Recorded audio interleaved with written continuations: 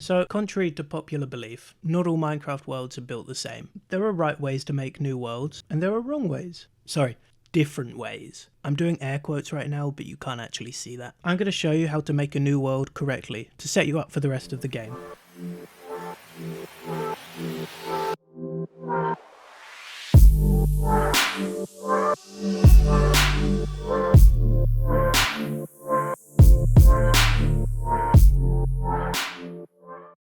Also, if you like the video, maybe like and subscribe, maybe? Please?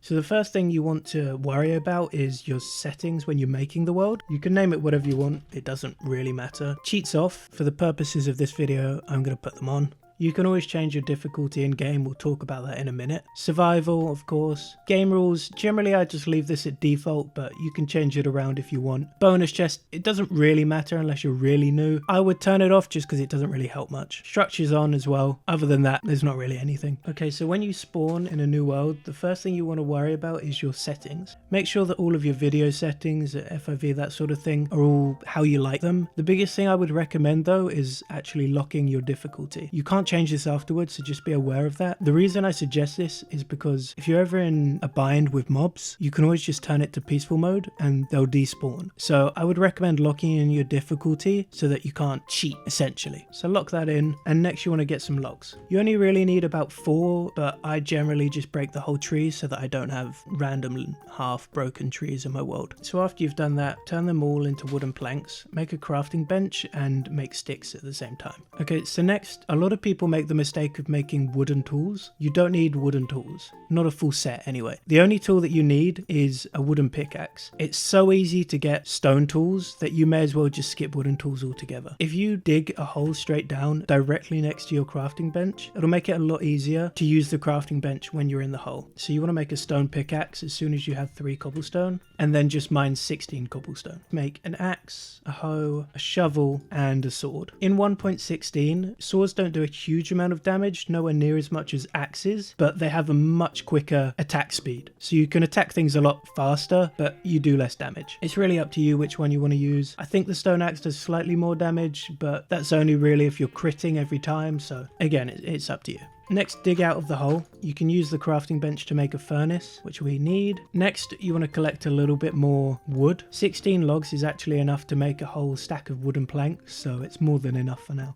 The only reason I ever get more, again, is just so that I don't have half chopped trees. Next, you want to find some food, some wool for a bed, and some coal for torches. The reason is we're not actually going to build our base yet. We're going to go looking for a village, and sometimes that can take longer than one Minecraft day. So it makes sense to be able to sleep for the night and just dig a hole and survive. And that should be okay for now. Notice that it's way past midday. It's going to start turning night now. So now that we've got the bed, we can just skip that. So your next objective should be to find a village. It's a good idea to pick up any farming materials as you're on the way to the village, because we're going to need those later. This is a good time to use our bed. We can just sleep like that.